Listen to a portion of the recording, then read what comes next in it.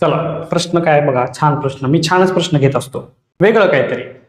एका मुद्रकाने काय केलंय, एका पुस्तकावर 1 पासून क्रमांक घालताना संख्येतील प्रत्येक अंकाला 1 याप्रमाणे एकूण 402 खिळे वापरले तर पुस्तकात एकूण किती पाने असतील. म्हणजे काय केलं बघा, एक पुस्तक आहे, पान क्रमांक 1 आलाय त्याला 1 खेळा, पान क्रमांक 2 आलाय म्हणजे एका अंकाला, पान क्रमांक 2 आहे, एक अंकी संख्या त्याला 1 खेळा.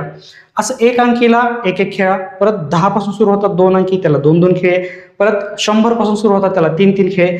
असे खेळे मारले तर ते 402 खेळे वापरले त्यांनी.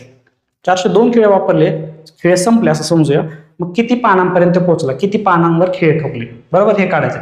आता बघा, 1 ते जे आकडे आले 9 हे 1 अंकी, हे 9 खेळ मारले.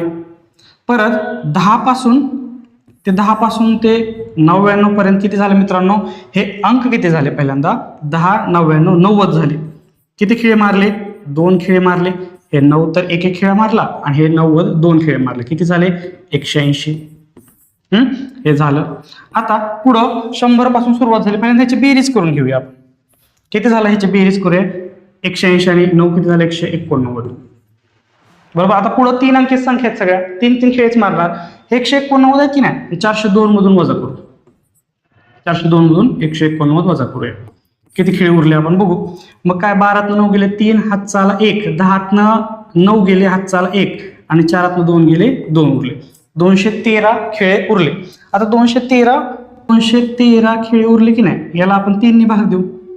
3 1 3, 3 7 21, 3 1 3, म्हणजे हे झाले 71 पानं. म्हणजे किती झालं, किती पानं झाली, हे 9 पानं झाली.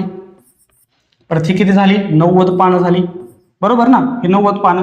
आणि ही राहिलेली किती पानं झाली आपली, 71. किती पानं होतात मित्रांनो, 9 1 10, हातचा आला 1, 9 1 10 1 70, 170 पानं टोटल होती, ज्याच्यावर आपण 402 खेळ मारले. तर हा ऑप्शन क्रमांक 3.